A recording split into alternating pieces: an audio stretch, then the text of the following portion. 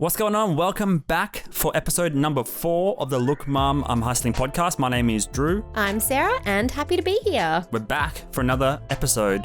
If you haven't seen or heard episode 1, 2, and 3, go back and check them out. You can hear them on Apple Podcasts rather, Spotify, and the video version over on YouTube. So go and subscribe, listen to those episodes. You can get a bit more of a context about who we are, what we do, and why we're doing this podcast. And why we're even here, and why you're listening to us also.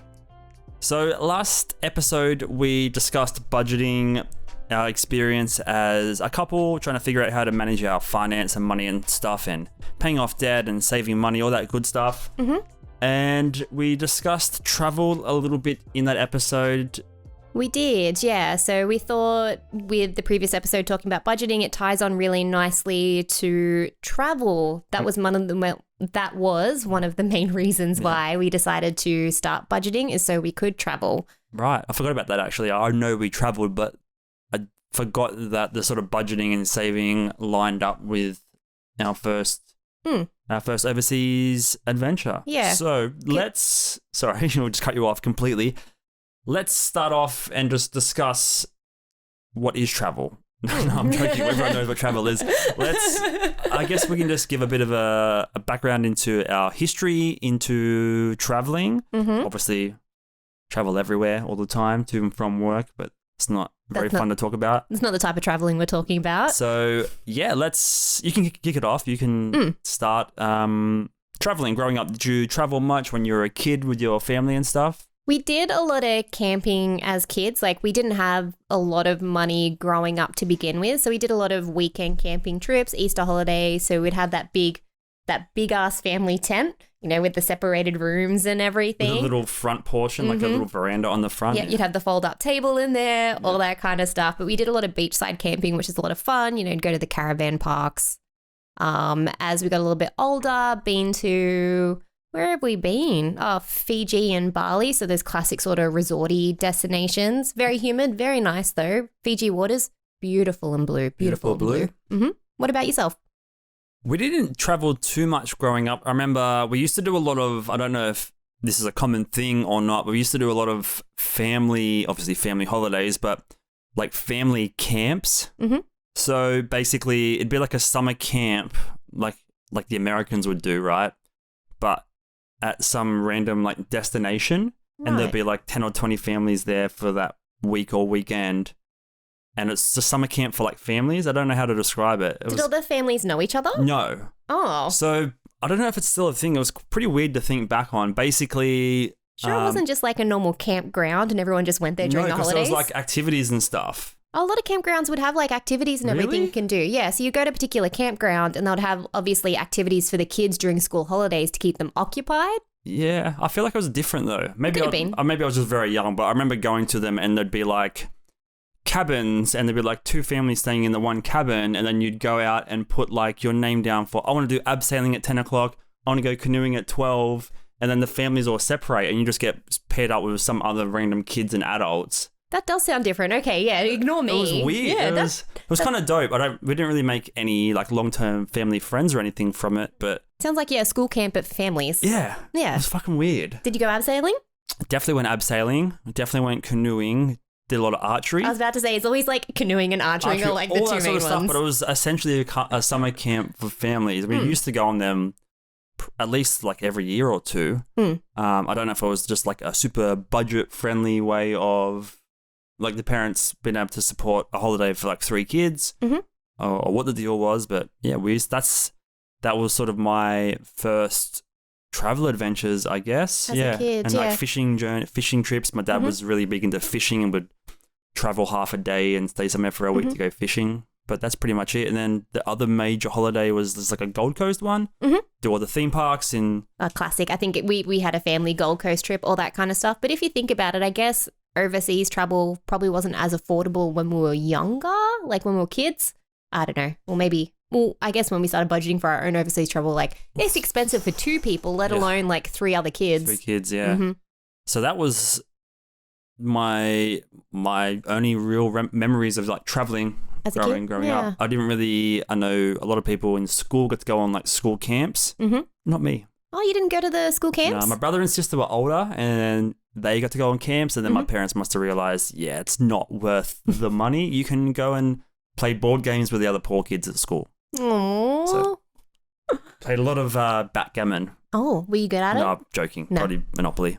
Snakes and ladders, probably. Yeah. Monopoly, and what the old VCR TV and watching the Breakfast Club or something. Not Breakfast Club, more Around the Twist. Oh. And a lot of, Around the Twist, that sort of stuff. Yeah. Oh, Jason and the Gargonauts were like always playing as well. Jason and the Gargonauts.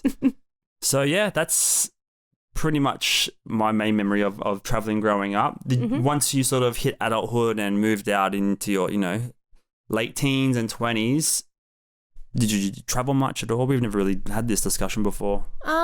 Not overseas. So I think when I first moved out of home, I was like fresh 18. So I moved out of home. I was working part-time going to uni. So I didn't have money in general. It wasn't until maybe a couple of years later, and then I had some good housemates, and we used to travel a little bit around Australia, mainly the eastern coast.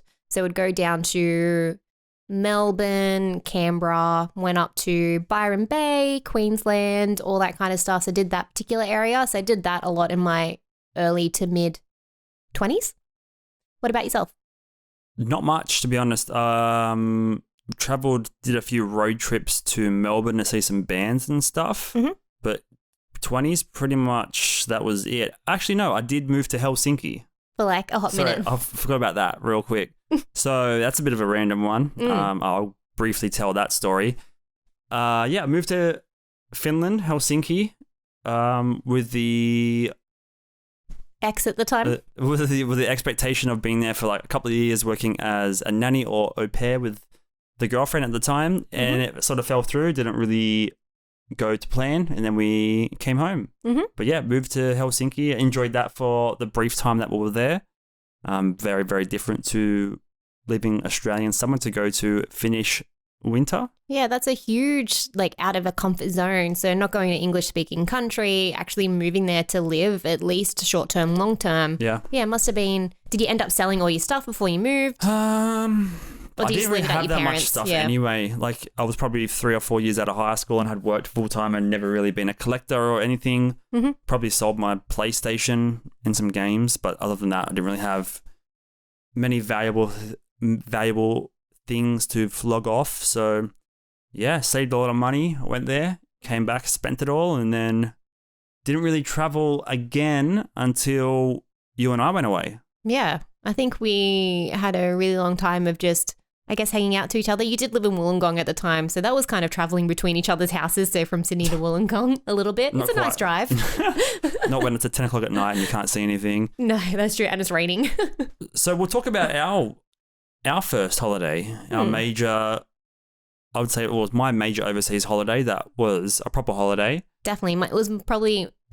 It's my first and only so far. Hopefully there'll be some in the future, but like the proper, adult overseas holiday without your parents. Yeah. So that was so much fun. And last episode number 3, we touched on our budgeting and how we use spreadsheets and stuff to manage our money and savings, which allowed us to pay for this holiday and budget for it. Yeah, exactly. I think what really sort of kicked it off was obviously Vietnam is such a beautiful area. That's like where we wanted to go, but there were cheap tickets and we're like, all right, we need to get these cheap tickets, but how can we afford everything else behind the scenes? Yeah. So then that's when we sort of like, all right, we got a budget so we can actually afford to buy these tickets and, have a decent time overseas. Yeah. So it was 2018.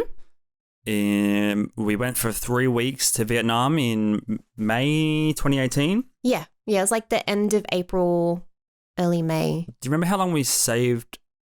I think it was how long we spent saving? It was like three or 4 months, wasn't it? It wasn't like, it was actually really short term. Like we had to save heaps in a short amount of time. I can't remember exactly how long we saved for, but we weren't really spending much money on anything else. We hadn't started reselling or anything yet, so we had a fair bit of disposable income that we were just wasting on takeaway and stuff like that. Yeah, I think we did sell some of our own personal items to sort of kickstart it. Yeah, maybe. But that was more of like a Facebook thing. I think I sold like my old phone and that kind of thing just to get it rolling. So I'm just trying to think of how the process of us doing all that. Like I've wanted to go overseas for ages. We finally found our chance and opportunity to go and a destination that we both wanted to visit. Mm-hmm. I think we just bought the plane tickets first, knowing in about 4 or 5 months we were going, and then once they were paid for, we sort of had to figure everything else out. Yeah, it sort of gave us that incentive, or like not incentive, like we had to. It gave us a deadline to save a certain amount by that time. We got the tickets and non-refundable tickets as always, so we had to save for it. And it was cheap from memory. I think it was about $550, $600 return with a layover in Singapore. Mm-hmm. The layover was not the greatest. We were in the airport for some time. It was like, 3 to 6 hours or something, wasn't it? Over there was, and then the one back was like a good 12-hour one, remember? We sat and... Oh, that's right. We slept in the terminal. Slept in the terminal and spent too much money at the Adidas... The Adidas store, that's right. Store. I was sleeping. It's like 3 a.m. and I'm like, yo, do you want some Adidas jumpers? They got some sick stuff downstairs and there's nobody in there. He woke me up and be like, yo, you want to come down to the Adidas store? I was like, wait, what's happening? You're like, there's some really sick collars there. Let's go. And then we ended up spending like an hour there and tried on like 4 different outfits, and the shop ladies were they were bored as well. So they were just enjoying it. Yeah. Actually, you still got the cool jacket that I've got that Archie chewed the zipper off, but that's fine. That's a story for another time. Side note. So, basically we saved our money for our tickets, and then we planned where we wanted to go. So we basically, for those that aren't great with geography like us, until we research something, Vietnam is quite a narrow but long country with 2 main sort of capital cities, I guess, Saigon or Ho Chi Minh City, and then Hanoi up north. We wanted to sort of visit both ends of the country, so we figured we'd travel all the way up. So it was obviously one way in and one way out of a different area, city, which probably is why it was a bit cheaper. Yeah, so mainly because we're buying like sort of separate tickets and having layovers and things like that. We're like, well, we can deal with the time in between, that kind of thing, if it's going to save us a little bit money. And we also we tried to figure out like what's the best way to see the country in that short amount of time. So we made it like a conscious effort not to fly in between cities. So we either took trains. That was the trains were quite an experience. And then motorbiking all the way as well, just so we could see as much of the country as possible in that short amount of time. We got to see a lot of the beautiful landscape in the dingy trains. The seediest trains, and they just serve boiled corn on the cob and just weird food like that. Yeah, or weird like rice pockets. Anyway. Yeah, and then you'd have dragon fruit vendors. Locals jumping in between stops and trying to sell you fruit and everything. Yeah. And I think there was one lady that got caught in between stops. She got in a bit of trouble. Yeah. So she was just like chilling for a little bit. Broken seats, that kind of thing, but it was cheap. It was cheap, and we actually filmed so much footage there. So at the time, I just finished my nutrition degree. I was sort of looking to create my own practice or business as a consultant, and thought, we can shoot some footage and maybe do some videos or vlog type stuff talking about food and stuff overseas.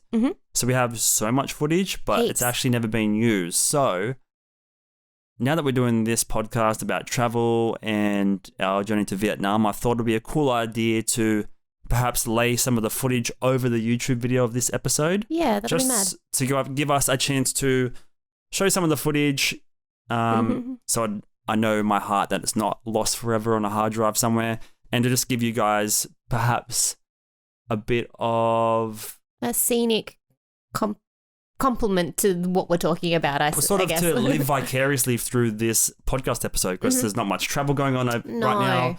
Probably no one has really traveled to Vietnam much in the last 12 months or so. So it's a nice little way of throwing some footage in to recycle it and to give you guys an idea of some of the places we went to and visited. Yeah. I'm excited for you to do that. I've been wanting you to go through the footage for ages because there's so much and we had so much fun. I mean, it was very, very hot and humid, but it was such a good time. Like, we came back, and I think even though it's been like a couple of years since then, we're still sort of talking about it and reminiscing for it. It was a lot of fun.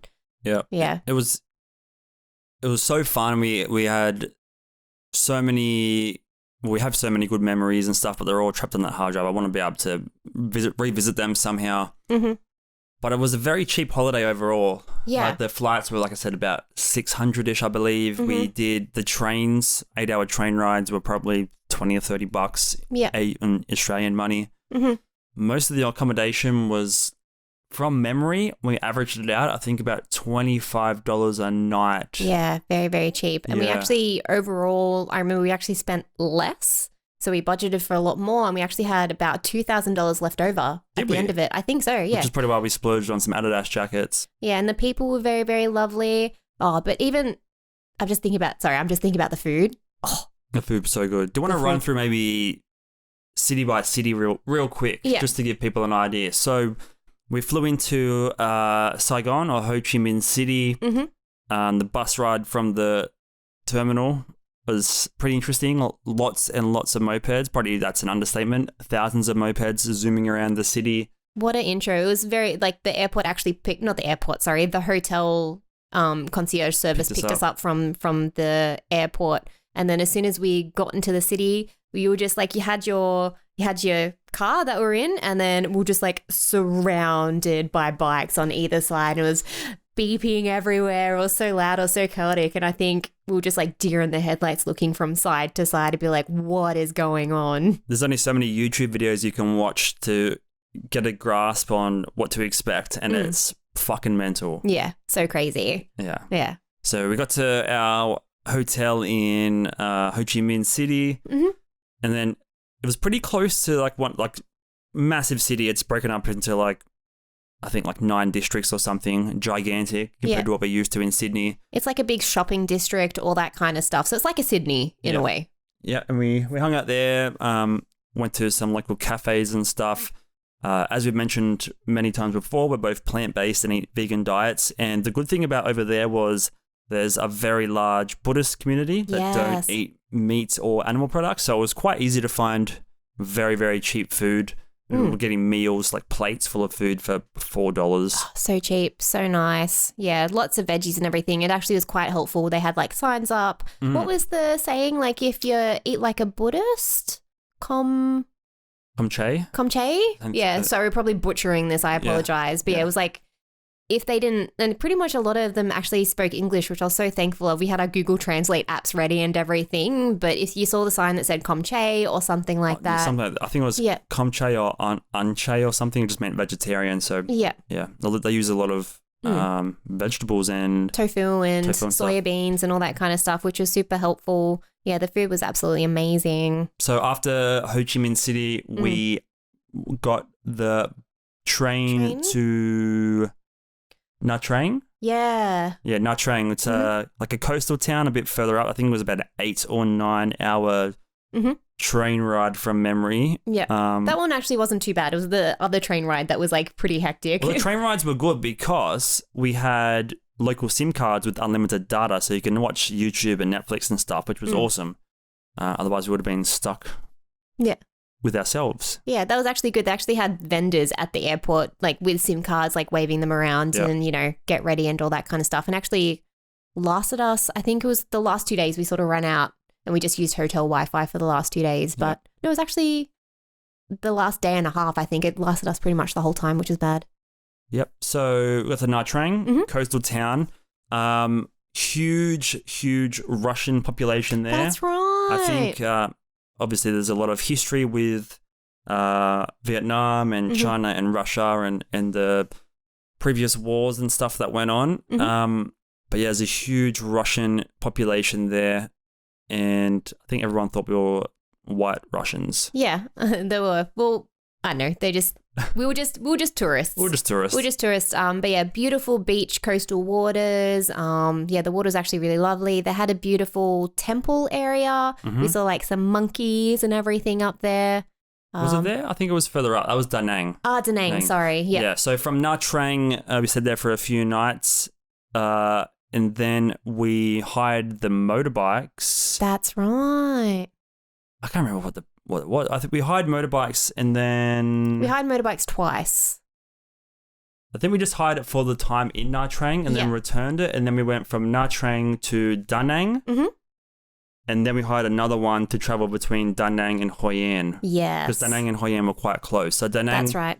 was a bit further up north again. Yeah. Stayed there for a few days. And then that's where the mountains and stuff were. So Monkey Mountain, I believe. Lots of monkeys and the big Buddha temple. Yeah, that was so beautiful. Like the buildings, the architecture, all the art, sculptures, all that kind of stuff was really, really beautiful. Took so many photos. Yeah, it was really, it was so nice over there. And then we went to Hoi An, which was my favorite place. Yes. It's basically like a little French Quarter. Yeah, it's like French Quarter, like tiny little, what's the word? Not like. Well, it had like a riverbank, like Venice kind like a of canal type. Yeah, vibe. canal. That's right. Oh, and that also had the best coffee out of everywhere. The best coffee. I think we went there 3 times in one day. Yeah. Yeah. So a lot of Vietnam is known for its very, very strong coffee. A lot of them use a lot of animal products and stuff in them, I believe. Condensed milk. So their main thing with their coffee is they have the coffee and then they put the condensed milk in it. So they didn't really have a lot of. They either had the coffee black or they didn't have a lot of soy milk, but it wasn't until we went more north that's when they had more soy milk and all that kind of stuff. Yeah. Yeah, Hoi An was definitely my favorite. It's very beautiful. They light up all the lanterns and stuff at night time. It's like a nice little night market. Mm-hmm. If you're listening right now, jump onto YouTube because it's some of the scenes is amazing. There's going to definitely be some cool footage overlaid of this episode. Yeah. From Hoi An, we then rode our motorbike. Remember we rode all the... what was the high pass? Yeah, so remember we wanted to get up to the next city, which was... starts with a H again, I think. Oh. We should have these ready. Yeah. Anyway, we went up to the next major city. We wanted to ride the High Van Pass, which is like a super long... like highway up along the coast and through the mountains and stuff. Yeah, beautiful scenery. Was made popular by like Top Gear, I think it was. They went on there, but highly recommend if you're going to go through that, either car, but most likely, motorbike or moped, because you can pretty much pull over on any part of the road and just really, breathe in the... I think we were getting hungry and we needed some water, running out of water, and we pulled over into this little side part. Top of a mountain. Yeah, I'm pretty sure they lived there, but they also have like a little restaurant for like tourists to sort of stop and get a bit of food and everything. Yeah, that was a crazy view. Oh, crazy view. So yeah, we had a lot of luggage, but we didn't want to take it on the motorbike because you can't ride a motorbike. I can barely ride one, especially with you on the back. I was a big scaredy cat. So I tried for about 2 seconds. Drew was like, just give it a shot. And I was like, okay. And no, I freaked out and I pretty much refused to. I was like, I can't drive this. I was afraid that I would crash and die.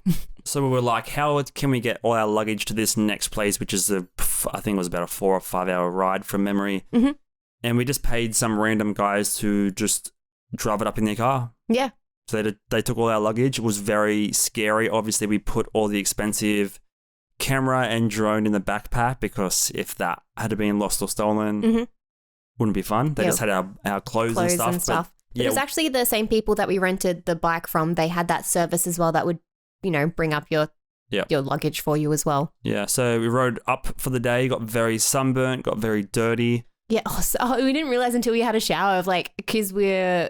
we just had our helmets on and stuff and we had a shower and all this dirt was rolling off us. Oh. Yeah, well, that was our first introduction to the old face mask. I'd never worn a face mask prior to that. And then obviously quite a polluted country with all the millions of mopeds and scooters getting around. Or just all the exhaust fumes. That's what you were covered in after a day of riding. I forgot about that. We actually wore masks every time we were in the city and everything. Pretty much everybody were wearing masks and things just to get through. But yeah, I forgot about that we actually were wearing them while we're walking the streets and stuff. We wanted to do a lot of walking. That was the main one as well. We wanted to make sure we soaked up all the sights and sounds. So we tried to do as little in-car, in-bus, that kind of traveling as possible. Yeah, cool. And so from the aforementioned city that we can't remember the name of, we then got a flight, remember we got that small flight into Hanoi to then come back down a little bit to a place called Ninh Binh. Oh, Ninh Binh. So one of the major destinations in Vietnam is, I'm forgetting all the names now. There's basically a place sort of up north near Hanoi that's very, very popular. Big rocky outlets over the water and stuff, and all the big old boats sort of go in there. Yeah. It's a hugely popular tourist destination. And we're sort of trying to avoid that experience and trying to find more remote and just casual places that we weren't going to be competing with 1,000 tourists. Yeah, more localized, which we're trying to find just more of those hidden gems. Like, obviously, that big area that we can't remember, it's super, super popular with tourists and everything. So we thought we'd do, this is like one of the secondary or like third sort of locations that people tend to go to. And I think the area that we ended up going was where they filmed the King Kong movie. King Kong, yeah. So it's called Ninh Binh. It's sort of like an inland version of the place we can't remember. Big, huge, I think they call them karst mountains, Karst, made out of some sort of rock or limestone or something. Huge mountains coming out of the ground. And yeah, they filmed one of the recent King Kong movies there. We did a bunch of little day trips went on that canoe thing for the day to where they filmed King Kong. That was really cool to go around the movie set. Yeah. Went in like caves and everything. Like we were rowing. Like we didn't realize when we got into the boat that we also had to row we'll as well. Just pay this lady so then we have to row. Yeah. Yeah, but we also had like, because it had 4 people per boat, so we had 2 other random dudes in the back and we were just like joking around the whole entire time of like rowing. And then the lady was singing as well. Yeah. She was like singing, row, row, row your boat. I think just to try and get us to row. She was trying to get us to laugh and help her out. Yeah. So yeah, we hung out at Ninh Binh for a bit and then we went up to our final spot, Hanoi, our final destination there. Probably my least favorite place, or at least favorite city that we visited. So we went to about 5 or 6. So we could have went to more, but that was probably my least favorite place. There was a very big police and military presence there. That's right. Yeah. So it was just more densely populated than the other areas. It seemed a little bit more not controlled, like I guess controlled in a way, but we're also towards the end of our holiday. We were tired, not sleeping properly. 3 weeks is a long time to be away for sure. Yeah. And like, sometimes you just want some, normal chips. Normal chips. Normal potato chips. Normal chips and normal coffee. Yeah. So yeah, that was our Vietnam trip. Is there anything else you wanted to like touch on that you remember or anything like that? That's sort of the main.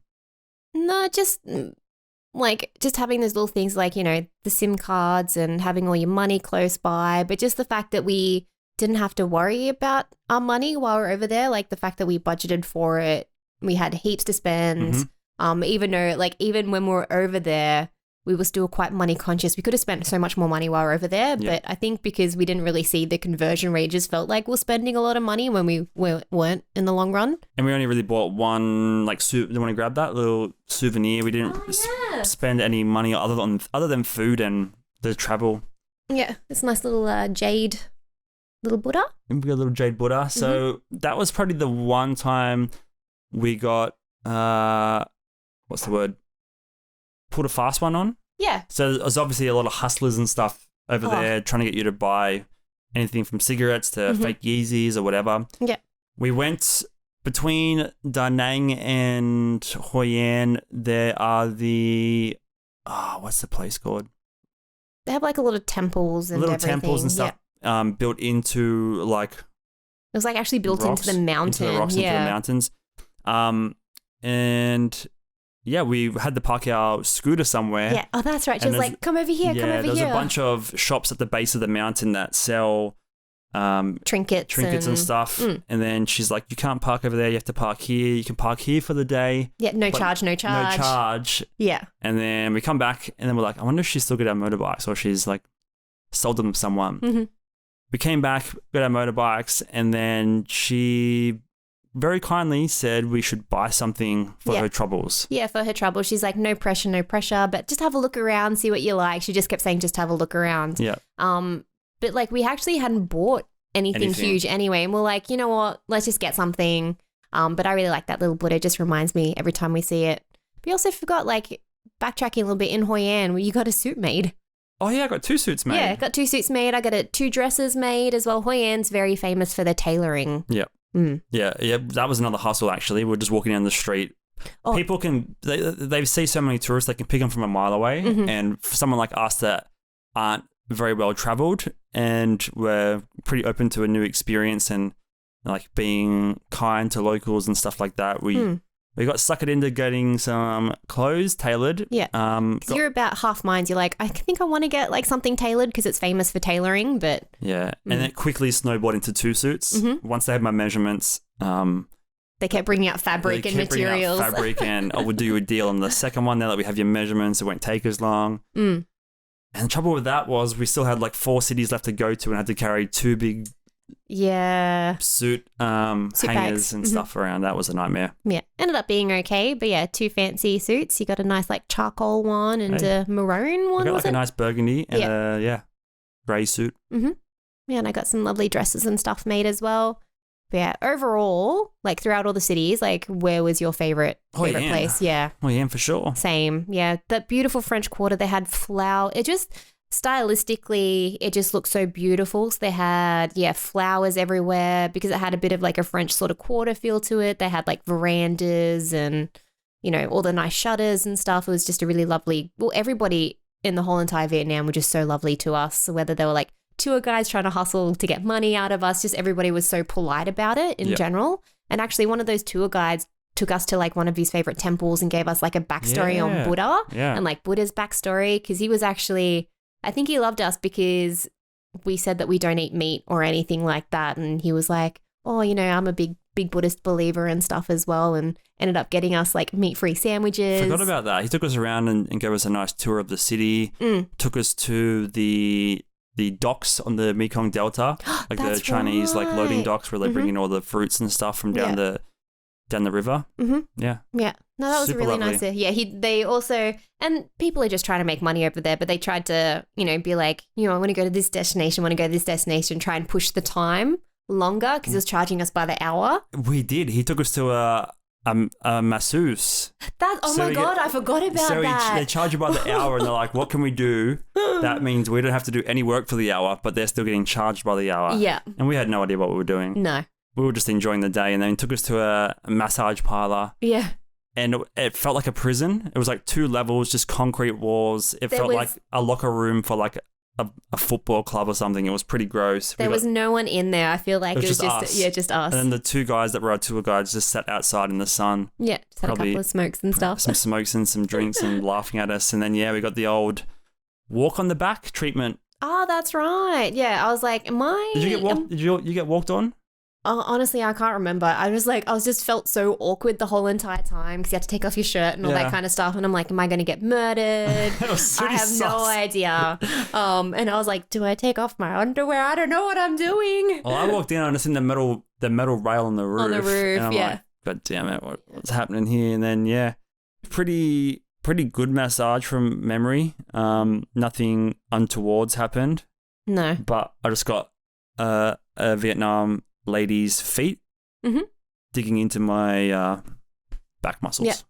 Yeah, I can't remember if I got what. It was just so long ago. Maybe we blocked it out. Forgot about that. No, it wasn't bad. It's all part of like trying to... It's the experience. Exactly. Yeah, we did so many random things while we were over there. Yeah. Cool. So that's our trip to Vietnam in a nutshell. I'll try my best to overlay some footage and stuff for the YouTube video. That would be kind of cool. Yeah, and maybe eventually I could convince him to release like a little tidbit video, maybe. Little 5-minute, little B-roll montage type thing. Cool. All right, so let's talk about today's review. We're going to try and tie it into travel. So do you want to kick it off? What are we talking about today? So today we'll talk about a book that we read. It's probably about a month or so ago now, but it's Shoe Dog by Phil Knight. For those that don't know who Phil Knight is, he's just a co-founder that started this little company a really, really long time ago called Nike. I don't know if you've heard of it. Nike. Potato. I don't think you've read the book. Anyway. No, it is Nike. Yeah. It's named after a Greek. I think it's a Greek goddess or something. Yeah. So we read this book. I read it a bit longer ago, but I sort of started reading it just to help with our reselling, I guess. We were really into buying and flipping shoes at the time. We still are, but just trying to get an edge on the market. Somehow, some way, we thought we would read the book by Phil Knight, who started Nike, and see if we could get some information about perhaps vintage Nike and what to look for, and just to get a story. Like, it's just learning about the brand to massively huge. It's influenced like heaps. And it's just like one of those top 20 brands right now. Yeah. You know? So 100%. Thought we'd learn about how it started, get some info and stuff, but it turns out it's more of like a recollection of his travel journeys and how that helped him build and how it influenced his business. Yeah, for sure. Because he pretty much just started out like literally hustling shoes in track meet parking lots out of the boot of his car, giving shoes to famous people, all that kind of stuff. But the biggest thing that he used to do was like travel overseas to find factories, make deals with players and everything as well. He was just, I think throughout the book, he was constantly traveling the whole entire time. Yeah, so his first journey is pretty much straight out of high school. This would have been in the 60s and stuff, when international flight and travel and like doing your year abroad was I imagine probably a relatively new concept to a lot of people, and it was sort of that hippie decade where people were trying to look for new ways of living and stuff like that. And he traveled all over the world, met a lot of people and went to a lot of places that inspired him to, pursue or just to find something that he was passionate about. And then he ended up in Japan at one point and essentially went to the Onitsuka, which is now a Tiger factory, and made up a story saying that he owned a shoe distribution company or something in America. Yeah, he had stores. And then just tried hooking up a deal. Was just a pure hustler at the time. Definitely a revolutionary, like one of the first to sort of do that. Yeah. Yeah.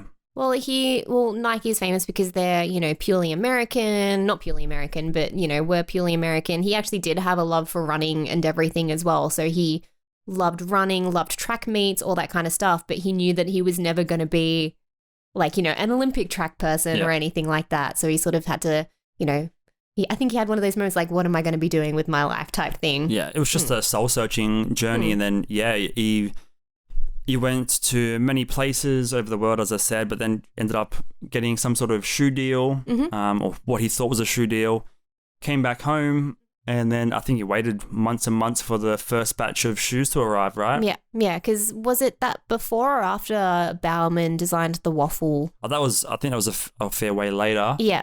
Yeah. Maybe he waited months and then they came and they weren't perfect or anything like that. Yeah, so you can imagine in those days, this would have been, again, late 60s, 70s, communicating with Japanese businessmen that probably speak very little English, with no internet, purely, I guess, by phone and email. Not email, sorry, normal mail. And from what I read of the book as well, like the Japanese do business very differently compared to like the Americans would. So they had like difference in translation or the approach to their own businesses. Yeah. So it was pretty interesting read. I learned a lot indirectly about business through that. Just little bits of information. Or just like the passion that he had for the company. Like, I think I remember reading as well, like he gets upset every time he sees someone not wearing Nike. Like he has such a passion for people wearing Nike. Like, I think they said it's like he's obsessive about it. Like he's obsessive about Nike, about his company. And just the fact that he has a passion for something, 40, 50 years into doing something, like that's amazing. Like I want to be, that down the track and like still have, full head running, be passionate about it, absolutely love it to tears, don't want to give up on it, see, the little baby that you create grow into this big, huge company. Yeah. And he actually mentioned in the book, he had a vision that people in whatever 20 or 30 years, everyone would be wearing like running shoes. Back then it was a lot of like just business, plain leather shoes, nothing really fancy, but he had the foresight to think society is going to want comfortable, sort of trendy fashion shoes, and that's what he set out to accomplish. Yeah, pretty much. He released, I think it was like the swoosh ones or something. They released them in a blue color to go with jeans. Yeah. Because he sort of, like you said, he had that forethought that, you know, this is what people are wanting to, you know, wear casual active wear in a way. So they released those shoes in blue to go with jeans and they sold out like crazy. And then, you know, they got a whole color spectrums from then pretty much. And then just, it goes on for decades. He gets involved with brand deals and athlete deals. Obviously, Michael Jordan being the biggest one. Huge. Yeah.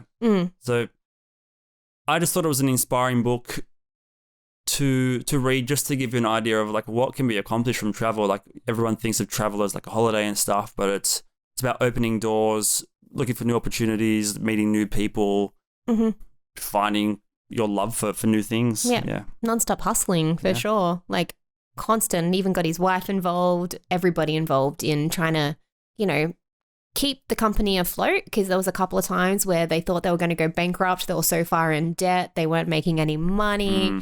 But like you said, he had a vision.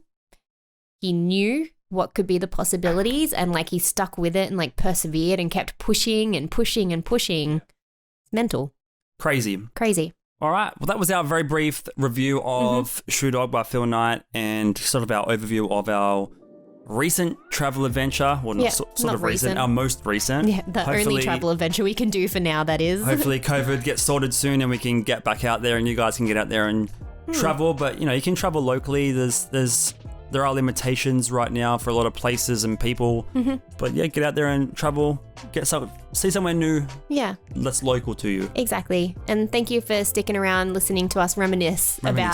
About what was. All right. Well, thank you guys for listening to episode number 4 of the Look Mum, I'm Hustling podcast. Don't forget to subscribe to the show on Apple Podcast and Spotify, and watch the video version for those sweet Vietnam overlays over on YouTube. Yeah. Give us a 5-star rating and review. That would really help us boost up in the algorithm and get the podcast heard by more people that are interested in this type of stuff. And until next episode, thank you for listening, and we'll see you soon. Keep making your mum proud. Bye. Bye.